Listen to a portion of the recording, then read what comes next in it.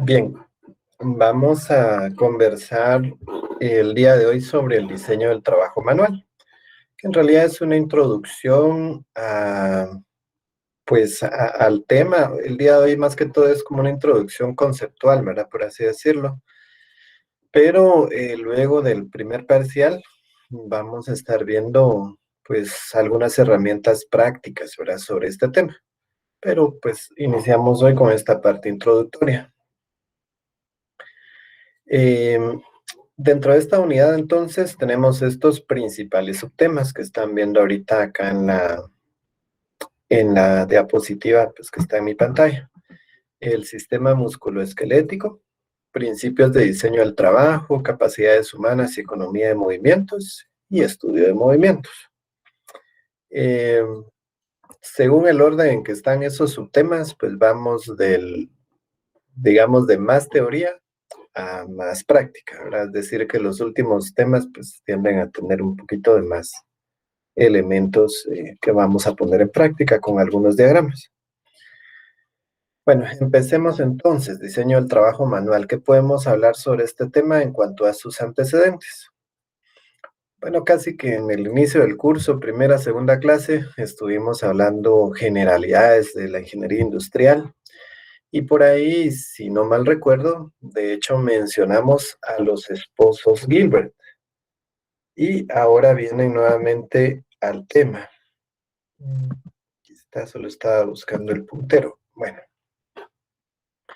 entonces los esposos Gilbert, Frank y Lillian, pues aquí nos dan algunos datos sobre ellos, ¿verdad? Su fecha de nacimiento, de muerte y su preparación académica. Pero independientemente de eso, pues ellos en realidad han hecho una contribución muy significativa en cuanto al estudio de métodos. Ellos se dedicaron a analizar métodos y a analizar movimientos, sobre todo, eh, pues en diferentes actividades industriales. Incluso pues fueron haciendo grabaciones y tomas de tiempos y pues a raíz de los estudios de ellos también existen aún a la fecha algunas tablas pues estandarizadas, digamos, en cuanto a tiempos predeterminados y algunos pues micromovimientos, ¿verdad? Que ellos estudiaron y los movimientos fundamentales, que es uno de sus principales aportes. Las subdivisiones básicas de la economía de movimientos, de acuerdo al estudio de ellos, pues son estas tres subdivisiones que estamos viendo. El uso del cuerpo humano, el arreglo de las condiciones del lugar de trabajo y el diseño de las herramientas y equipo. Los principios anteriores, dice, forman la base científica de la ergonomía y el diseño del trabajo. Entonces, pues en esta presentación, en esta clase, ¿verdad? Del día de hoy, vamos a ver a grandes rasgos, pues uno a uno, cada una de estas subdivisiones básicas de la economía de movimientos y pues en qué consisten, ¿verdad? Bueno, aquí dan una definición de ergonomía, ¿verdad? Pues a grandes rasgos y resumiendo aún más lo que está acá, podríamos decir que la ergonomía, pues sí es una disciplina, perdón, que se encarga del diseño de los lugares de trabajo, ¿verdad? De que, pues, podríamos decir de asegurarnos que en un lugar de trabajo, pues, se den las condiciones mínimas necesarias para efectuar esa tarea, ese trabajo de una forma cómoda, por así decirlo, ¿verdad? Entonces ahí entran varios aspectos. Pues aquí ponen un ejemplo del escritorio colaborativo, ¿verdad? Pero bueno, ahí entran varios aspectos que creo más adelante igual se mencionan un poquito más a detalle. Em, el sistema musculoesquelético nos mencionan ahora acá.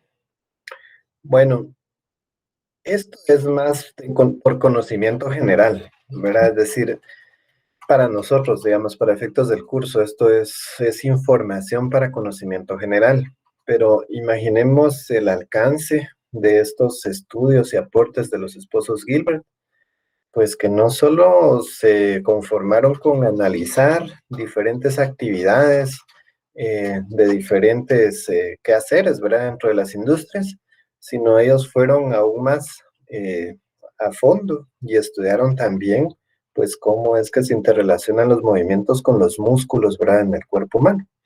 Entonces, pues es interesante.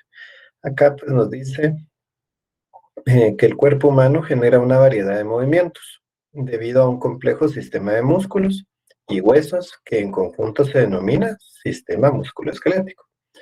Y nos habla de los músculos agonistas y antagonistas. En la figura vemos la lógica de esto. Los músculos agonistas son los activadores del movimiento, dice, mientras que los antagonistas son los que contrarrestan el movimiento. Entonces acá nos ponen en la figura los movimientos, ¿verdad?, del bíceps y tríceps.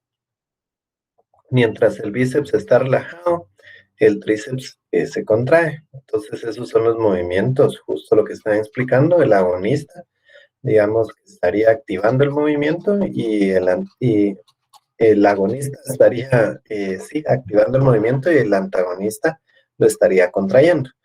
Yo no sé si aquí en realidad está bien la marca porque es, eh, bueno, tal vez sí, el que está contraído, pero de acuerdo a lo que dice acá es el que contrarresta, ¿verdad? Bueno, el punto es de que tienen movimientos contrarios, ¿verdad? Luego, pues nos habla de tres tipos de músculos, los esqueléticos, cardíacos y planos. Esto igual, pues, por puro conocimiento general, ¿verdad? Los esqueléticos están conectados a los huesos, de los cuales existen alrededor de 500 en el cuerpo humano. Son los utilizados para el movimiento. Bueno, entonces ya sabemos, ¿verdad? Si nosotros vamos a estar estudiando los movimientos de los operarios, etcétera, pues bueno, en gran parte ahí los músculos esqueléticos tienen que ver con eso, ¿verdad? Son los utilizados en el movimiento. Luego los músculos cardíacos, pues están en el corazón. Y plano, se encuentran los órganos internos, dice, y en las paredes de los vasos sanguíneos.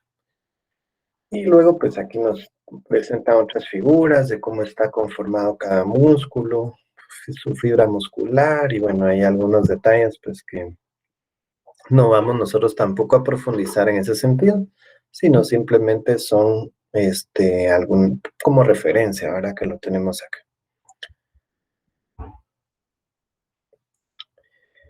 Luego entonces llegamos a los principios de diseño del trabajo.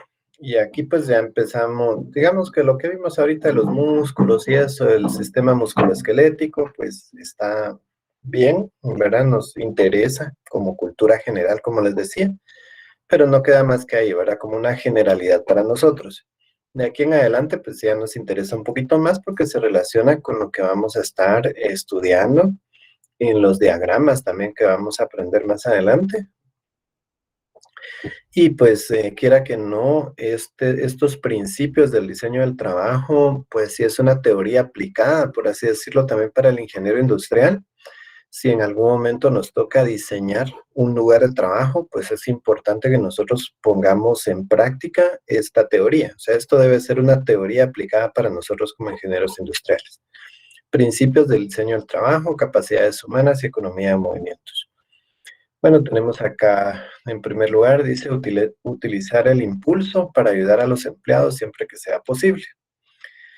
Entonces, esto para efectos de diseño, como les digo, de los entornos o lugares de trabajo, dependiendo del tipo de actividades que realicen los operarios. Ahora aquí dice, los movimientos hacia abajo son más eficaces que los movimientos hacia arriba. Pues por lógica, un movimiento hacia arriba va a tender a producir más cansancio, ¿verdad? Los movimientos hacia abajo son más eficaces debido a la ayuda que proporciona la fuerza de la gravedad. Las estaciones de trabajo deben permitir liberar una parte terminada mientras las manos estén en proceso de tomar las partes o herramientas para comenzar el ciclo de trabajo nuevamente. Si en algún momento se pueden diseñar algún tipo de dispositivos, ¿verdad?, que ayuden a que la gravedad pueda facilitarnos el movimiento, entonces sería mejor, ¿verdad? Luego el segundo punto que tenemos es utilizar los músculos grandes para las tareas que requieren fuerza. La capacidad de esfuerzo humano depende de tres factores de la tarea, dice. el tipo de esfuerzo, el movimiento del músculo que se esté utilizando y la postura.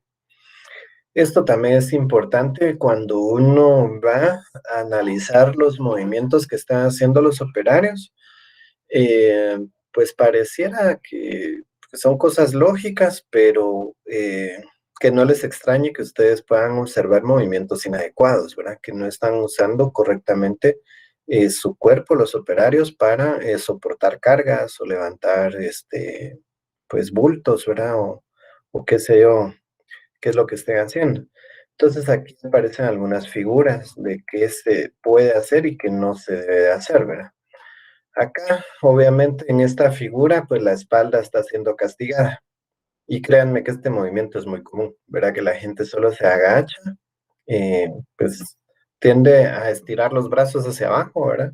Pero aquí le está metiendo toda la presión y fuerza a su espalda. Entonces, pues eso es algo que no se debe de hacer, ¿verdad? Lo correcto es como está a la par, haciendo uso de las rodillas y piernas. Es decir, que aquí es donde tenemos, o sea, donde tendríamos músculos más grandes, ¿verdad? Que es precisamente el punto B. Acá en la espalda o en las piernas. Pues en las piernas. Entonces vamos a hacer el movimiento haciendo uso de los músculos de las piernas. Entonces hay que agacharse, encuclillarse, tomar la carga y subir, pero con la espalda recta.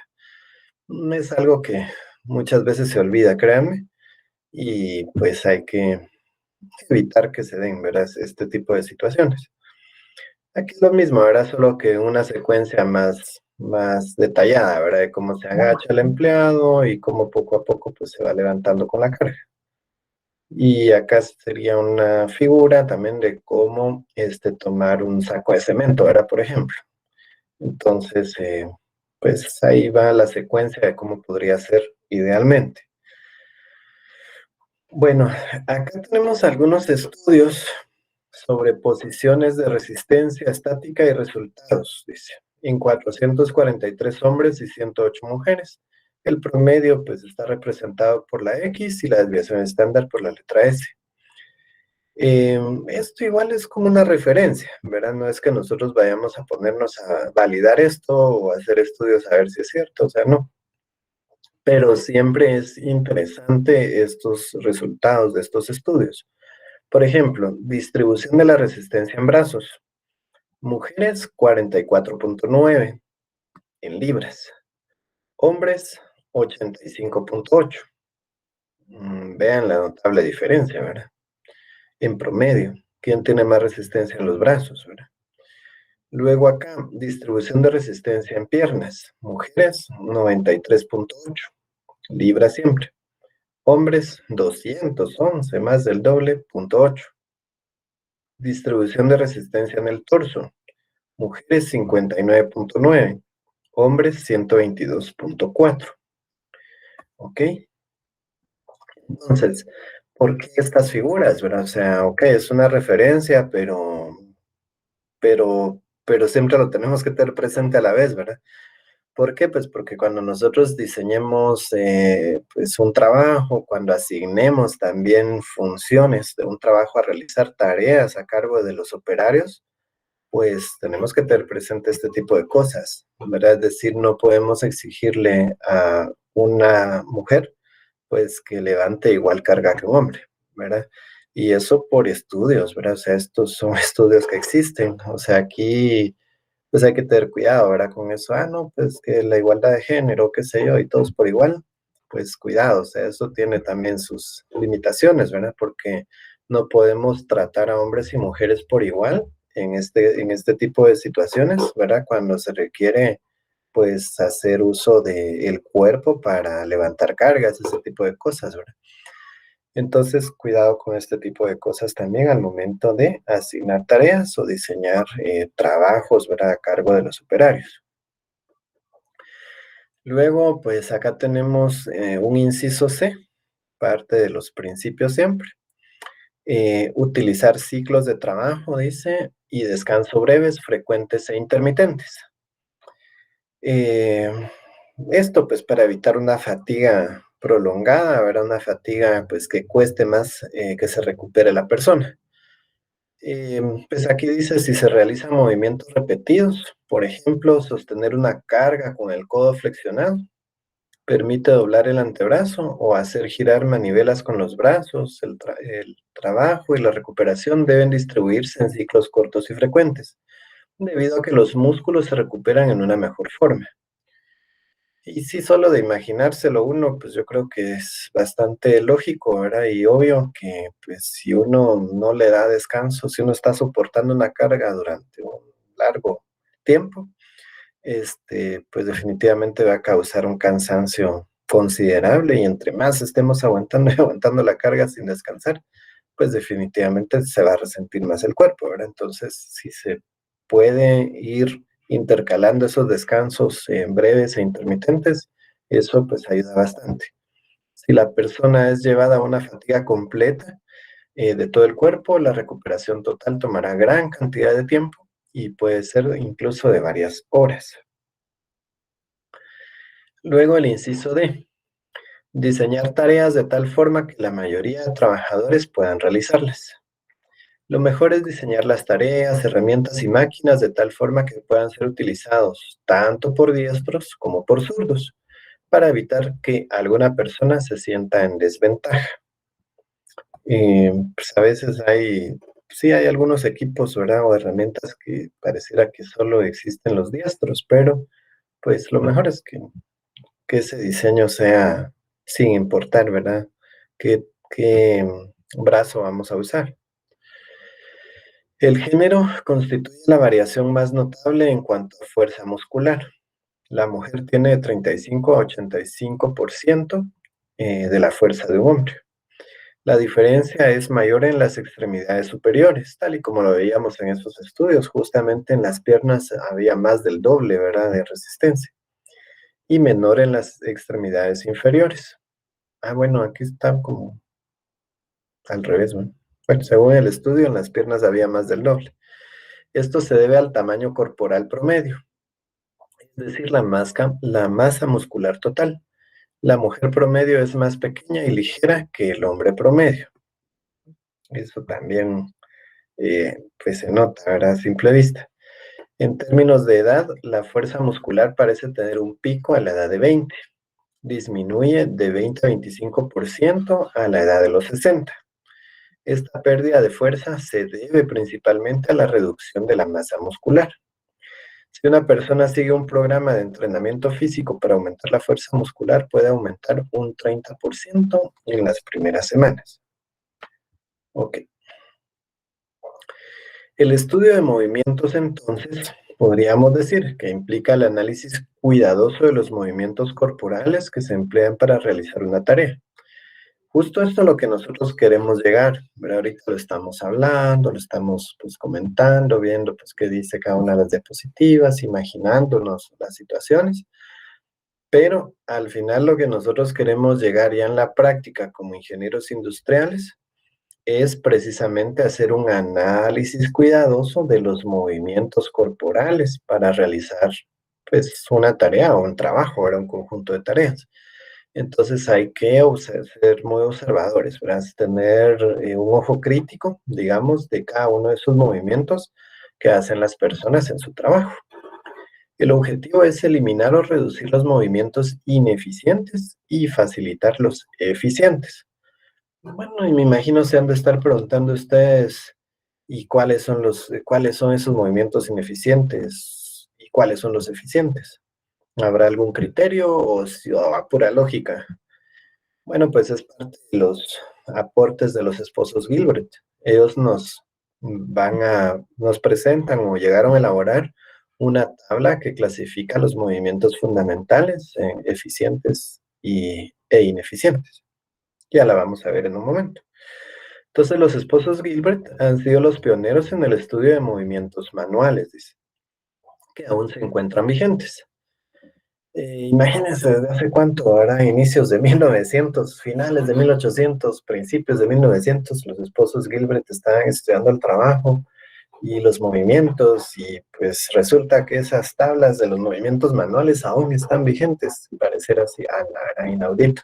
Pero sí, lo que pasa es que imagínense, por mucha tecnología que hay, y pues cada vez la tecnología igual sigue avanzando, pero todavía estamos un poquito mm, lejos, porque eso puede ser relativo, pero al menos acá en nuestro medio, ¿verdad? Puede que todavía estemos un poquito lejos que en realidad desaparezcan los trabajos manuales, ¿verdad? ¿Cuándo iremos a ver plantas totalmente robotizadas, por ejemplo, en Guate? ¿Verdad? O sea, bueno, ojalá sea pronto, ¿verdad? Pero el punto es de que pareciera que esto todavía se empieza a dar, obviamente, en muchos países ya desarrollados se da, ¿verdad? En China es algo ya bastante común, pero pues aquí todavía falta un poco. Entonces, e incluso en los países, por muy desarrollados que estén, tampoco es que hayan eliminado al 100% todo el trabajo manual. Entonces, mientras exista el trabajo manual, pues estos aportes seguirán vigentes. Eh, los esposos Gilbert concluyeron que todo trabajo, ya sea productivo o no, realiza bajo la combinación de 17 movimientos, a los que llamaron Terbliks. Terbliks porque es Gilbert al revés, intercambiando la T con la H. Entonces, pero estos movimientos, que son 17, son los movimientos básicos, como dice aquí el título o el subtítulo. Son movimientos básicos o fundamentales, así se le llama. Cuando ustedes escuchen movimientos básicos, movimientos fundamentales o Terbliks, es lo mismo, ¿verdad? Según el estudio de los movimientos. Movimientos básicos, movimientos fundamentales o Terbliks, es lo mismo. Y justamente acá tenemos entonces esta tabla, donde aparecen los Terbliks efectivos o eficientes, ahora no sé cómo prefieran llamarle, Terbliks efectivos o eficientes. Entonces, bueno, en esta presentación aparece el nombre del movimiento fundamental o Terblig, su símbolo en español y su descripción. En el libro de nivel aparece el nombre del Terblig y el símbolo en inglés. Eso es lo de menos, ¿verdad? O sea, pueden usar ya sea en español o en inglés para efectos de los ejercicios que vamos a hacer ya de algunos diagramas, ¿verdad? De donde se estudian los movimientos, pues úsenlo como ustedes lo prefieran, en español o en inglés. Bueno, ¿qué se entiende por el Leamos primero si quieren los Terbliks efectivos. Alcanzar, mover, tomar, soltar, reposicionar, usar, ensamblar y desensamblar. Bueno, esto lo consideran los especialistas, ¿verdad? En la economía de movimientos, empezando por los esposos Gilbert, como movimientos fundamentales efectivos. ¿Qué es alcanzar? Bueno, aquí nos dice que es movimiento de la mano vacía desde y hacia el objeto. El tiempo depende de la distancia recorrida, comúnmente va precedido del Terblig soltar y seguido de tomar. Porfa, traten de imaginarse esto, traten de imaginarlo. Yo sé que ahorita es un poco difícil como hacer una demostración de esto, ¿verdad? Pero traten de imaginar esto. Alcanzar, vean, dice, va precedido de soltar, ¿ok? Y seguido de tomar, ¿ok? Entonces, ¿cómo sería el movimiento? Bueno, traten también bueno, de no solo imaginarse, sino imaginarse la situación, sino que se les vaya quedando. O bueno, tienen la tabla a la mano, pues, ¿verdad? Pero lo mejor es si se les va quedando, cuáles son los Terbriks que van antes de y después de. Porque aquí, por ejemplo, es como que ustedes se imaginaran esta situación, bueno, alcanzar movimiento de la mano vacía desde y hacia el objeto. Bueno, imagínense ustedes, pues, la persona estirando su brazo con la mano vacía, yendo hacia un objeto, los dedos, pues, extendidos, ¿ok?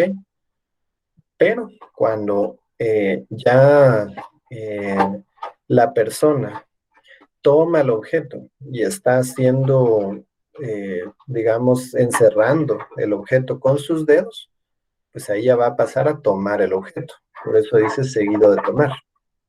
¿Ok?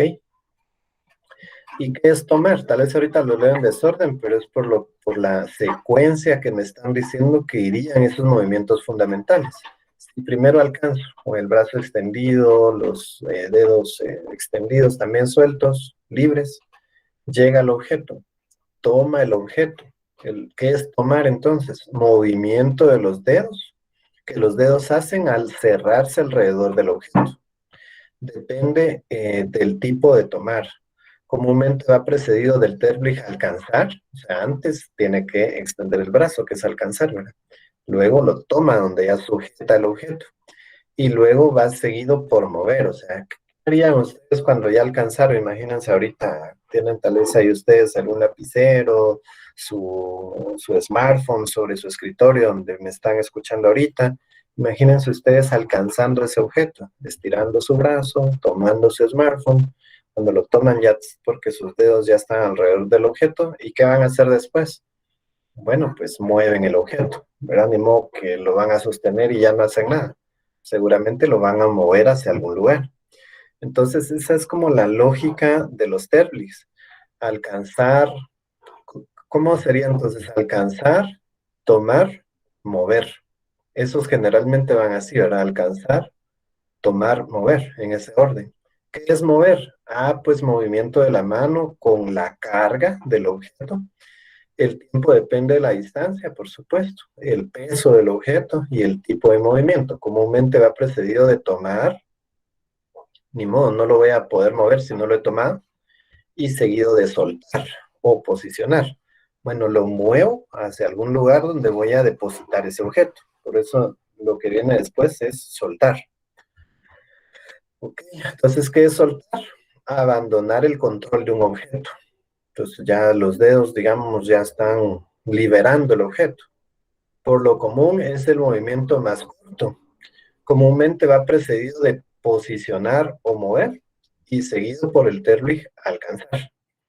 Entonces, más o menos tratemos de ir imaginando esa secuencia de términos, porque lo que sucede es que más adelante, insisto, vamos a hacer algunos diagramas donde analizamos los movimientos que hacen las personas con sus manos y brazos, ¿verdad? Y a veces nos comemos algunos términos, que aunque no lo diga el enunciado, no nos lo digan. Nosotros por lógica tenemos que comprender cuál es la secuencia de los movimientos fundamentales. Entonces no es necesario que me lo tenga que decir un enunciado, o que me lo relate un video, o qué sé yo, no. O sea, es cuestión de observar simplemente y de comprender la secuencia de los términos, que por lógica qué va primero, qué va después, etcétera. Y entonces, pues uno ya va diagramando esos movimientos. Al tipo de diagrama que me refiero es a un diagrama bimanual. Por el momento, pues no lo vamos a ver ahorita antes del primer parcial, sino hasta después, ¿verdad? Pero la clave para hacer un buen diagrama bimanual es comprender la lógica de estas tablitas de Tetris, ¿verdad? Entonces, por eso mucha atención con estos movimientos que aparecen aquí listados. Bueno, ¿qué es preposicionar? Colocar un objeto en un lugar predeterminado de tal manera que pueda tomarse y ser llevado a la posición en que ha de ser sostenido cuando se le utilice. Generalmente va precedido de mover y seguido de soltar. Entonces aquí lo importante es que se coloca un objeto en un lugar predeterminado. ¿Verdad? Esto pues para ahorrarnos tiempos. Muchas veces en lugar de tener objetos lejanos o qué sé yo, pues uno ya los tiene precolocados en ciertos lugares estratégicos, pues para que estén más cercanos, ¿verdad? En el momento que se van a utilizar. Usar. ¿Qué es el término usar? Una o las dos manos controlan un objeto mientras se ejecuta un trabajo productivo sobre ese objeto. O sea, no es solo tenerlo por tenerlo, ¿verdad? En las manos, el objeto, sino estamos realizando un trabajo efectivo, tal y como dice ahí, sobre ese objeto, ¿verdad? Si nosotros estamos, pues, no sé, soldando alguna pieza o qué sé yo, ahí estamos usando, estamos aplicando el término usar porque le estamos haciendo un trabajo productivo, pues en este caso de soldadura, ¿verdad? Alguna pieza, por ejemplo. Entonces, manipular una herramienta también podría ser término usar, al usarla para lo que fue hecha. Si yo agarro pues un soplete, cabal, o si agarro pues un destornillador, pues estoy usando esa herramienta. Entonces ahí es el término usar. Generalmente va precedido de posicionar y seguido de mover. Ensamblar. Bueno, ¿qué es ensamblar? Ocurre cuando se unen dos piezas. Suele ir precedido por posicionar o mover y seguido de soltar. Entonces, siempre que unimos dos piezas, es ensamblar. Desensamblar, pues lo contrario al ensamble. Separación de partes que están unidas comúnmente precede el término tomar, seguido de soltar o mover. Bueno, estos son los términos o los movimientos fundamentales, repito, que han sido clasificados como efectivos.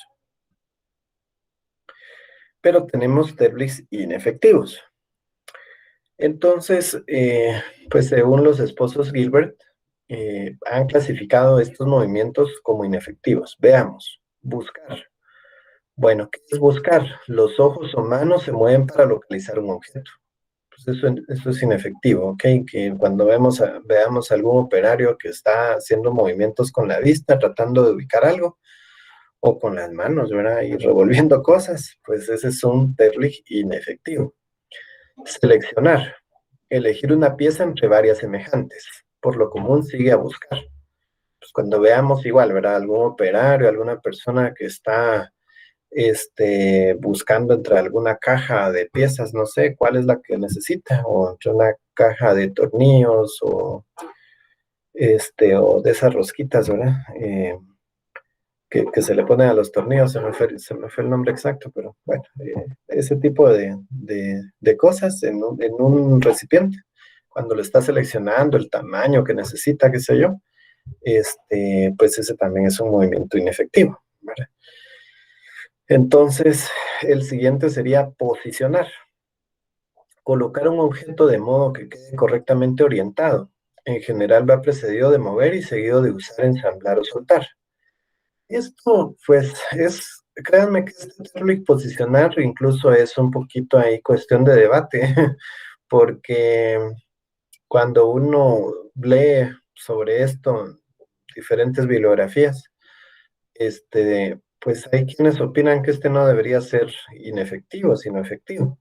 Sin embargo, pues el sentido que tratan de darle en su esencia a este término es de que si nosotros vamos a realizar la colocación de un objeto para que quede correctamente orientado, dice aquí, es decir, ahí sí que para posicionarlo justo como lo necesito, para luego poderlo manipular, usar, trabajar, qué sé yo, pues se considera inefectivo porque quizás nosotros ya pudimos haberlo precolocado, que es el efectivo, ¿verdad? Si nosotros pudimos haberlo pensado en algún dispositivo que ya tenga en la posición que yo voy a necesitar la pieza, y entonces yo ya la puedo tener precolocada, entonces mejor. Pero si yo invierto tiempo, primero imagínense tal vez en buscar, en seleccionar la pieza, y luego en irle buscando la forma, la posición, el ángulo, qué sé yo, tal donde la necesito, como la necesito para trabajarlo, quiera que no es tiempo. Entonces, por eso es que se considera de esta forma. Pero bueno, ahí sí que depende también la forma en la que se vea. El otro término es inspeccionar.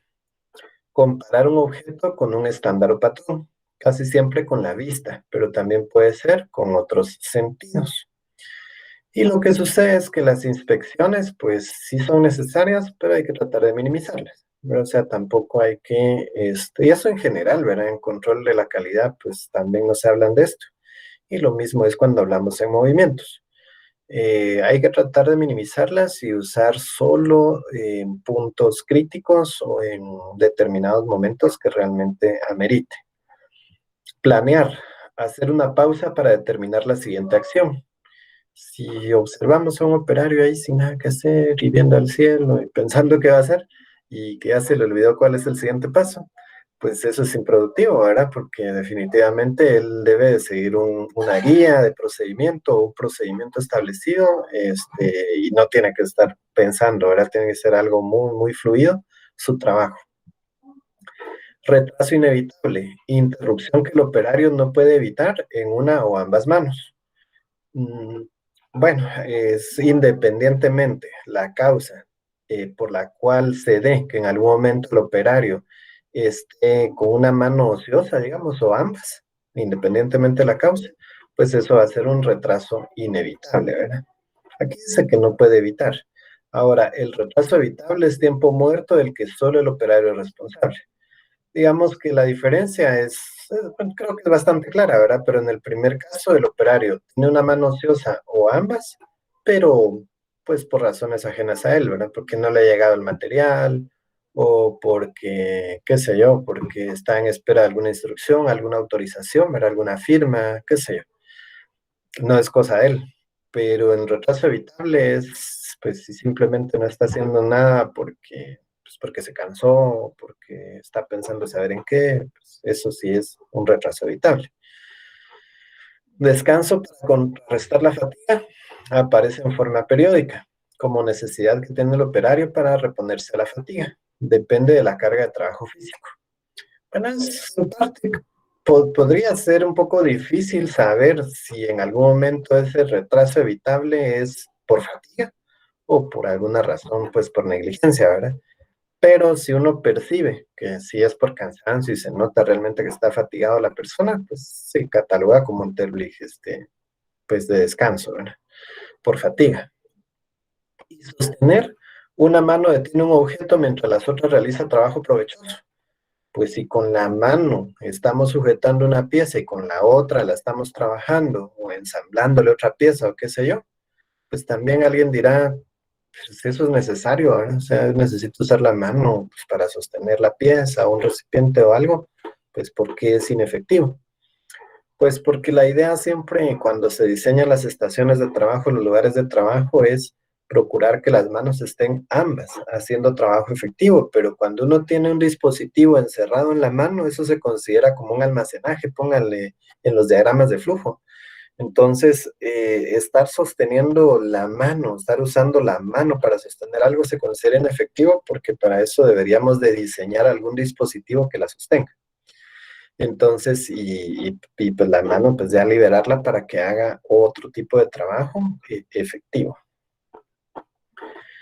Ok, esos son los famosos 17 TERBLIS, los que acabamos de repasar. Si contamos el total de TERBLIS efectivos y el total de inefectivos, nos tienen que sumar 17 movimientos fundamentales, que son los que los esposos Gilbert pues establecieron y pues se siguen empleando hasta hoy en día, como les digo, para estudiar el movimiento que realiza un operario con sus manos.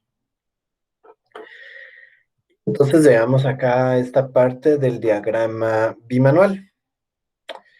Este diagrama de proceso bimanual es el que vamos a ver en forma práctica después del primer parcial. El diagrama de proceso bimanual dice a veces conocido como diagrama de procesos del operario, ya sea que lo vean como bimanual o diagrama de procesos del operario, se refiere a lo mismo, al estudio que realiza un operario, al estudio de los movimientos, perdón, que realiza un operario con sus manos. Eso es lo que hace este diagrama. Y es una herramienta para el estudio de los movimientos de las manos. Muestra todos los movimientos y retrasos atribuibles a las manos derecha e izquierda. Entonces, bueno, aquí hay algunas imágenes, ¿verdad? Del ensamble de la parte superior de un zapato, pues es un trabajo manual. Pues aquí es en otro sentido, también acá pareciera ser, eh, no sé, ahí tienen luz incluso las operarias, ¿verdad? Como que están ensamblando algo, no sé, necesitan mucha iluminación, pero igual están usando sus manos. Acá en maquilas, ¿verdad? También están realizando trabajo manual. Maquilas, pues tanto de vestuario como de medicamentos, pues igual parecieran ser ahí estaciones bien definidas, una pequeña línea, pero son trabajos manuales. Siempre que detectemos que son trabajos que se realizan con las manos, pues el diagrama bimanual va a ser una herramienta muy útil para identificar qué movimientos son ineficientes y pues tratar de que ese trabajo se realice de una manera más fluida. Pues aquí hay más imágenes, ¿verdad? Posibles tipos de trabajos manuales. En esta otra imagen, pues vemos el área de un trabajo manual de un operario a una actividad normal. Estas son medidas de referencia, ¿verdad? Son medidas de referencia y, digamos, estándar para una persona estándar, ¿verdad? Ni de las más altas ni las más bajitas. Pero, pues, digamos que aquí nosotros podemos ver justamente cuál es el alcance de las manos, ¿verdad? Por ejemplo, de qué área se mueven las manos o se deberían de movilizar libremente al momento de diseñar la estación de trabajo, ¿verdad? Vemos acá 27.3 centímetros, ¿verdad? Tomando desde el frente de la persona, digamos, ¿verdad? Hacia adelante, 27.3 centímetros. Vean acá como la hipotenusa que se forma desde el hombro, la parte superior del hombro, hacia esta dirección, como 45 grados, son 45.7 centímetros, ¿verdad? Bueno, ahí están todas las medidas. Esto pues porque le da la idea al diseñador de la estación de trabajo de, bueno, dónde le puedo colocar a esta persona que esté a su alcance ciertas herramientas, ¿verdad? Que no tenga que estirarse demasiado. Si va a ensamblar algunas partes, pues dónde se las coloco también, dónde le diseño algunos recipientes para que él pueda tener ahí al alcance y tomando de referencia estas medidas, ¿verdad? Y aquí vemos la misma figurita, pero acá dice a un máximo alcance. Esto es, en una actividad normal, sin tenerse que estar estirando tanto los brazos ni nada, pero aquí se hace un máximo alcance, ¿verdad? Entonces aquí él ya tendría que estirar sus brazos sin tener el que pararse, ¿verdad? O hacerse hacia adelante, o sea, pues, con su espalda recta sobre su silla, un máximo alcance. Entonces, pues aquí nos dan también algunas medidas de referencia. Ok, y aquí pues igual, ¿verdad? Vemos la lógica de esto que estábamos viendo ahorita, del operario con las medidas de referencia, alcance normal, alcance máximo, perdón, y cómo nosotros le diseñaríamos ya luego que hemos estudiado un diagrama de procesos bimanual. Por ejemplo, si él tendría que usar acá un perno, un sujetador y tuercas, pues para hacer algún ensamble de estas piezas, pues ¿dónde le coloco estos accesorios? ¿Verdad? ¿Será que se lo pongo bien lejos y que se esté parando para irlo a traer y regresar? ¿O no, verdad? O sea, nosotros lo colocaríamos dentro de su estación de trabajo. Vean aquí esta figura, digamos que esta cajita como que señala las partes que va a estar trabajando el operario, ¿verdad? Pero la cajita gris tiene esta flecha hacia acá, es decir, que deberíamos de colocarle las piezas dentro de su área de alcance para que lo pueda trabajar, ¿verdad? Entonces, y que aquí hacia la izquierda, por ejemplo, él pueda ir depositando las unidades ensambladas. Lo trabaja en esta área, dentro de lo que está a su alcance. Incluso pues, ahí dentro de esa misma área deberían de estar las piezas ya precolocadas o preposicionadas o clasificadas en una caja para que no las tenga que estar buscando. Y los trabaja dentro de esta área naranja, por ejemplo, y los va colocando ya, pues, sin tener que estirar mucho su brazo en su lado izquierdo, ¿verdad?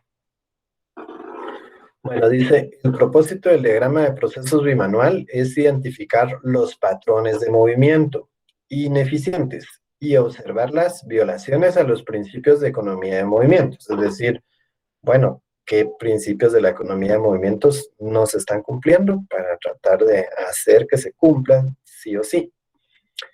Este diagrama facilita la modificación de un método de tal manera que se pueda lograr una operación equilibrada de las dos manos. Lo ideal es de que ambas manos inicien trabajo al mismo tiempo y ambas manos terminen trabajo al mismo tiempo. Eso es lo que se busca generalmente.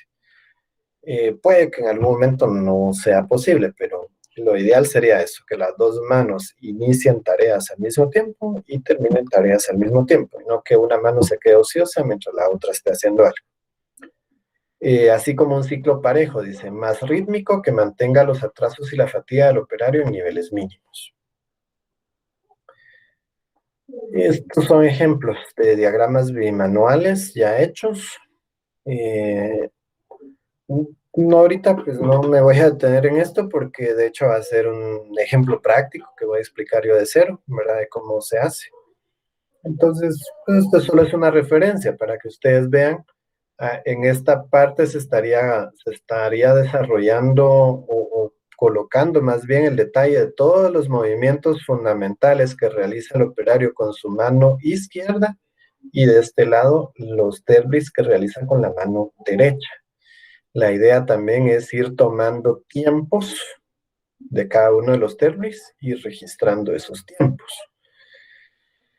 Aquí, ¿cómo les diré? Este es un ejemplo, pues que aparece en la presentación, tomado de algún documento, pero hay cosas que quizás se podrían hacer mejor. Es decir, ¿a qué me refiero? Por ejemplo, aquí, toma el perno, mano izquierda toma el perno, ¿ok? De 10 pulgadas. Se tarda 1 minuto, por ejemplo. Y la mano derecha, ¿qué va a hacer? Mientras la izquierda toma el perno, la mano derecha va a tomar el sujetador del cable. O sea, ambas se dirigen a tomar el perno, pero si me pusieron atención a lo que les decía cuando estábamos hablando de la tabla de los movimientos fundamentales, ¿ustedes creen que era correcto colocar tomar como primer terli? A ver, ¿quién me escribe en el chat? ¿Qué deberían de haber puesto antes de tomar? ¿Qué terli debería de haberse consignado? Porque no creo que el operario, exacto, alcanzar, correcto, Kelvin, alcanzar, Brian, correcto, Oscar también. Es decir, el operario no va a tener ya lo más común, digamos, lo normal, no va a iniciar el día, el operario ya con las manos puestas en las piezas, ¿verdad? O sea, no va a empezar así su jornada. Entonces, lo lógico es que primero se debe haber consignado el terli alcanzar, luego tomar, luego mover. Entonces, este ejemplo que está acá, digamos que tiene algunas falencias, ¿verdad? Como lo que mencionamos. Imagínense, va, imaginemos que está bien tomar, pero ya, gracias por ahí escribir, yo sé que sí están poniendo atención entonces. Va, pero imaginemos que está bien que ya tomó el perno, ok. Luego viene colocar el perno, bueno, alcanzar, tomar, mover, ok, colocar. Símbolo, mover, posicionar, soltar, bueno, tal vez. Entonces aquí nos están poniendo símbolo como los términos que deberían de estar involucrados. En este caso, mover y posicionar. Y aquí, mover, posicionar y soltar. ¿Ok? Así como aparece aquí, tal vez entonces ya resulta un poquito más viable, ¿verdad? Colocar. Ah, bueno, pero ¿qué movimientos fundamentales están asociados con colocar? Mover, posicionar y soltar. Aquí entonces se debió haber puesto. ¿Qué terlis, qué movimientos fundamentales están asociados con tomar? Ah, pues alcanzar y tomar. Ah, bueno, alcanzar, tomar, mover, posicionar. ¿Y por qué aquí dice soltar y aquí no? Porque no lo soltó, ¿verdad? Porque se quedó sosteniendo el perno con la mano izquierda todo el tiempo. ¿Ok? Y acá sí lo soltó porque fue a tomar una tuerca. Pero movimientos o símbolos de movimientos, alcanzar y tomar, se debió haber puesto aquí. AL y T, AL de alcanzar y T. Mover y posicionar, usar y soltar. Ahí creo que va medio bien. Tomar, bueno, etcétera. Entonces, ese es el cuidado que necesito que ustedes tengan. Porque puede ser que aquí se haya puesto así porque solo daba un tiempo. La verdad es que no tenemos un enunciado como para saberlo. Pero si esto fuera un taller o un examen, pues si yo les digo en el examen, pues es que el operario toma el perno y se tarda 1 minuto. cuidado, analicen, no me pongan, así como está aquí estaría mal, pues, o sea, no me pongan tomar un minuto, sino ustedes analizan lo que me respondieron en el chat. Ah, bueno, ok, un minuto, pero ese minuto lo emplea el operario en alcanzar y tomar, por pura lógica, ok. Lo ideal sería tener tiempos para alcanzar, tener tiempos para tomar, pero si el enunciado así me lo dio, pues entonces voy a tener que ponerle un minuto a todos los términos que estén por lógica involucrados en ese movimiento y en ese tiempo.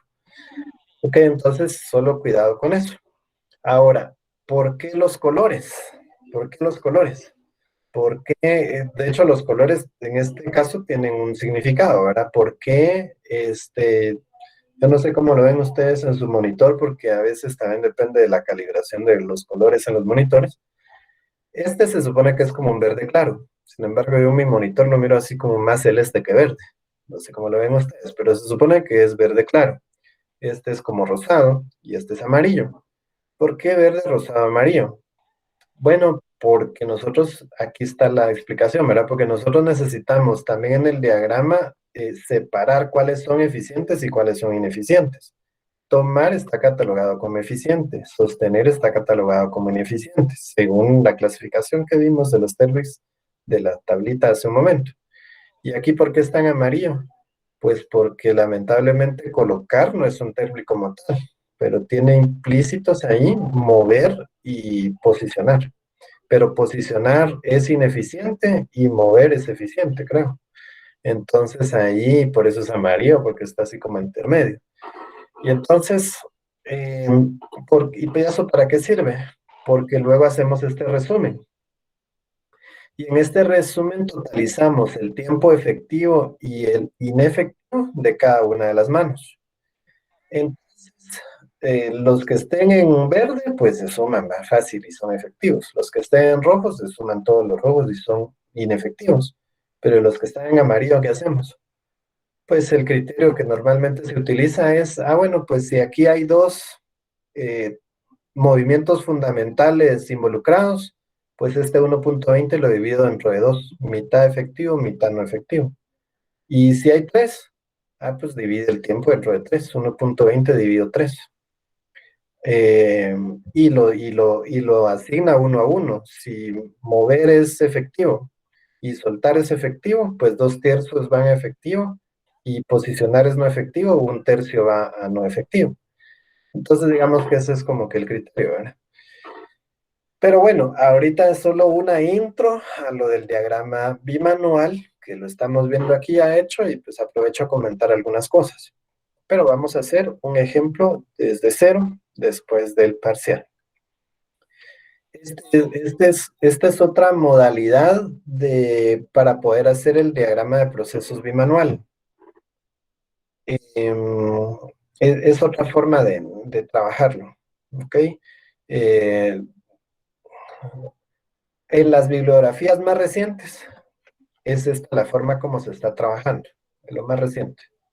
Pero en otras bibliografías, y no es que esté desestimado, pero en otras bibliografías un poquito más antiguas es así como se trabaja el bimanual. A la larga, en ambos casos tenemos que tener un resumen, aunque aquí en este resumen no mucho se evidencia lo del tiempo, porque solo está hecho como un conteo, creo, de actividades, pero sí debería de tener en ambos casos un resumen de tiempos efectivos y no efectivos. Aquí la forma de trabajarlo es colocando estos símbolos de referencia en la parte superior, ¿verdad? Una operación, un traslado, demora, inspección y almacenaje.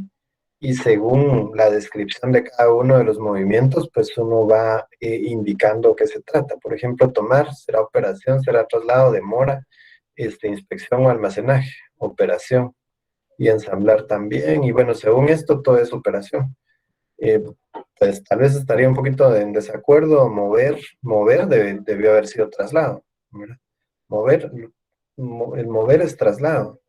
Y sostener, si por ahí dijera sostener, creo que no, sostener es almacenaje. Pero bueno, Este tipo de diagrama creo que no lo vamos a usar nosotros en el curso. Como les digo, no, yo no he leído nada de que diga esto ya está desestimado y esto ya no se usa, sino ahora es esto, no, sino que simplemente en algún momento empezó a surgir esta otra forma de hacerlo y pues como que ha tenido más aceptación. Vamos a usar esta sobre todo. Otro ejemplo de diagrama bimanual, en la segunda modalidad que se puede hacer. Y pues básicamente esa es la presentación que tenía para hoy sobre diseño del trabajo, que es un mini resumen a lo que aparece en el libro de nivel, porque ahí hay mucha teoría sobre, pues, sobre todo lo que hablamos hoy, ¿verdad? Está más amplio la parte eso del sistema musculoesquelético y todo esto de los principios de la economía de movimientos está pues mucho más amplio en el libro. Vamos a detener la grabación.